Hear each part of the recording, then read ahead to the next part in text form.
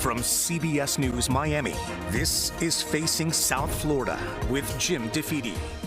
Welcome to Facing South Florida. I'm Jim DeFede. The murder of Charlie Kirk was a despicable act. It was wrong, and there should be no place in our society for this type of political violence. No matter what anyone may have thought about Charlie Kirk or the things he said, he had every right to say them. The First Amendment is designed to protect the rights of people to say things some may find offensive. In fact, that's why it's there. You don't need the First Amendment to protect speech everyone agrees with, and you can't have a democracy if people are afraid to speak. Now, a few hours after Charlie Kirk died, Utah Governor Spencer Cox said this. Our nation is broken. We've had political assassinations recently in Minnesota. We had an attempted assassination on the governor of Pennsylvania. And we had an attempted assassination on a presidential candidate and former president of the United States, and now current president of the United States. Nothing I say can unite us as a country. Nothing I can say right now can fix what is broken. This country is broken. And as the governor said, I don't know how to fix it. I don't know if it can be fixed or if we have reached a tipping point for which there is no return. We saw this type of violence in 1968 with a slew of political assassinations, and we eventually came through it. But just because we found our way out of the darkness that time doesn't mean we'll find the light this time. If anything, there are signs that are very disheartening. Here was President Donald Trump the night of the assassination. It's a long past time for all Americans and the media to confront the fact that violence and murder are the tragic consequence of demonizing those with whom you disagree day after day, year after year, in the most hateful and despicable way possible. From the attack on my life in Butler, Pennsylvania last year, which killed a husband and father, to the attacks on ICE agents, to the vicious murder of a healthcare executive in the streets of New York, to the shooting of House Majority Leader Steve Scalise and 3 others, radical left political violence has hurt too many innocent people and taken too many lives. I wish the president had used this moment to lower the rhetoric, but he didn't. So I'm forced to point out that demonizing and dehumanizing political opponents has been long Donald Trump's trademark. Likewise, the notion that political violence is the exclusive purview of the left is incredibly disheartening. Here is just a partial list of the political violence we have seen in recent years, from the shootings of Gabby Gifford and Steve Scalise, to the assassination attempts on Donald Trump, to the murders in Minnesota by a gunman who had a list of Democrats he wanted to kill, to the cowardly murder of Charlie Kirk in Utah. I'm still struggling to understand where we go from here. So the day after Kirk's shooting, I spoke to State Senator Joe Gruters, who is now the chairman of the Republican National Committee. Joe, you and I have known each other for a long time, and I was actually looking forward to doing this interview right after you had gotten named RNC chair. You know, I know this is a big moment for you, but I feel the need to just sort of have a conversation with you, and maybe it's better this is the conversation we have, because I've always had a lot of respect for you, Joe, and the way you approach politics. And I'm just wondering, you know, here we are, we're a little more than 24 hours taping this after Charlie Kirk has been murdered. What are your thoughts right now, both about that incident and about where we go from here? Well, first off, you know, prayers to Charlie's family, his wife, his kids. He was a husband, he was a father, he was a friend, he was one of the leaders of our cause and movement. And so the tragic death is absolutely terrible. It's disgusting, and it's going to have ripple effects across the party, because you can go to any college campus in the country and people will know whether they support him or they don't support him. They knew who Charlie Kirk is, and that's been that way for the last 10 plus years. And so you have a whole generation of people who've grown up listening to Charlie and have him go to these college campuses, preach free speech, talk about his relationship and his faith with God. And he's literally been just an incredible leader for our entire movement, and his loss will be felt for a long time. It's devastating to the Republican Party and to the conservative movement. I'm going to say this. I think his death in this manner is devastating to the nation. And I think that it's problematic and symptomatic of something much larger, which is the increasing nature of political violence on both the right and the left. And I'm just trying to figure out where we go from here.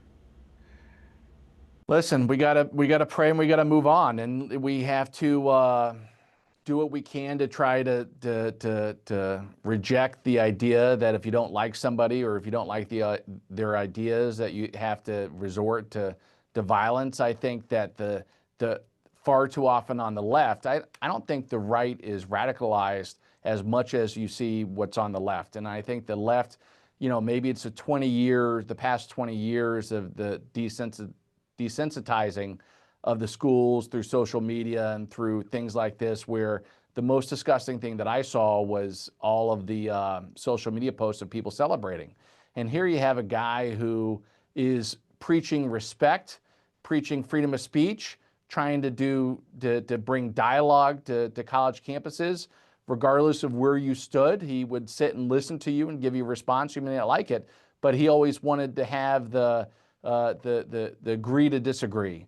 And the fact that the only way they could stop him is with a bullet, to me, you're exactly right. It shows you where we're at with this country. I think that we're nearing the cliff, and I think that certainly our friends on the left need to get a grip, and they need to figure out what's really important. And it's certainly the basic right of human life, and they need to look at that and move forward. Joe, let me interrupt. I mean, and again, I've always had a great deal of respect for you, and I understand your role is as RNC chairman now. You speak for the Republican Party. After the president, and the vice president, you're probably the voice for the Republican Party now. And you can't just say this is an issue on the left. There's rhetoric on both sides. There's angry rhetoric on the Republican side.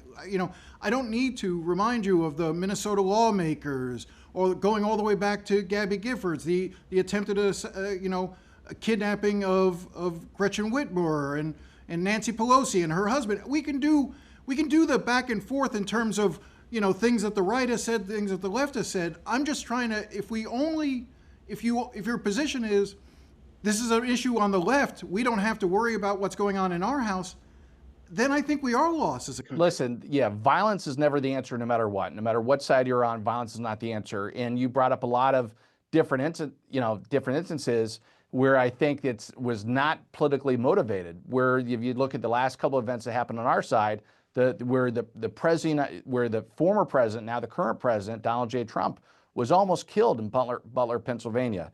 The successful assassination of Charlie Kirk yesterday. We're at a spot now to where we have to go back to the drawing board. People have to look at what's important, and we cannot. Violence is never the answer. That's the most important thing. And it seems like from what I'm reading on social media and what I'm seeing from responses from people is people were celebrating the fact that this guy got shot. And it's to me. But Joe, that's the problem. Social media isn't real. Social media is about algorithms, and the loudest, craziest voices get expanded on. And, I guarantee you at some point we're going to find out that there are outside actors, foreign governments playing to move that along and push that to increase the divisions in this country. But aside from social media, and, again, I'm just trying to come back. Do you see that? So you just see this as an issue that the left needs to deal with. There is nothing on the Republican side, even? Jim, of course, you have bad actors on both sides. There's no question about that. We definitely have to tone down the rhetoric on both sides. But in this case, obviously, I think it was meant to silence a voice, a conservative voice, a leading voice of our movement. and they were successful. And I think the Republican Party is going to suffer for a long time. He had such a major impact on our country, on the younger generation, and it's like I said, it's devastating for our party. And I think that, but yes, I think the left is far more dangerous right now than the right. I think most people on the right would rather pray for their enemies, where the left, if they can't get what they want, it seems like they want to resort to the sword. And I think that and I think that's the crisis that we're facing. Really, I swear to God, I don't see that as being overwhelmingly that the left only turns to the sword and the right kneels and prays. Again, you know, Charlie Kirk should have had the right to speak as he wants to. I always appreciate the fact that he went to college campuses, and his basic motto was, prove me wrong. You disagree with my idea? Prove me wrong. That is what we should be doing. But that's right. I'm worried. I am just as worried about the rhetoric, you know, that I hear, and I want a leader. I really want a leader to bring us together, and I'm worried about what the president is doing with this when he says that it's the leftists, that he says we've got to go after them. You know, I don't know that brings us together as a country. That only seems to going to be further dividing us. I think there's no greater unifier than the president, what he's trying to do with the country. Remember, this is a guy who's given up everything to literally go to bat for the average working American out there. And I think that his policies bring people together. I think that he's doing a phenomenal job.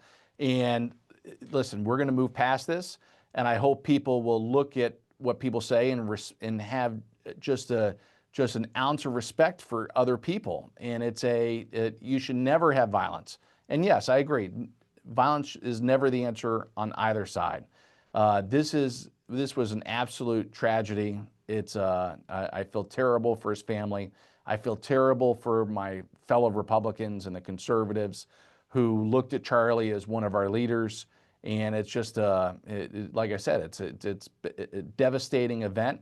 And yes, when you have one of your, you could say, commanding generals get taken down in this battle of ideas, yes, our side is certainly going to be looking at what caused this. Retribution? No retribution. Because like I said, look at what happened on the college campuses all across the country last night. They're not going and protesting. They're going and praying, and they're holding vigils, and they're talking about what a great job he did. And I think that's the difference. I think if the roles were reversed, people would be, probably marching in the streets. And our side doesn't do that. And listen, we have to do better as a country, but we have to say that violence is not the answer.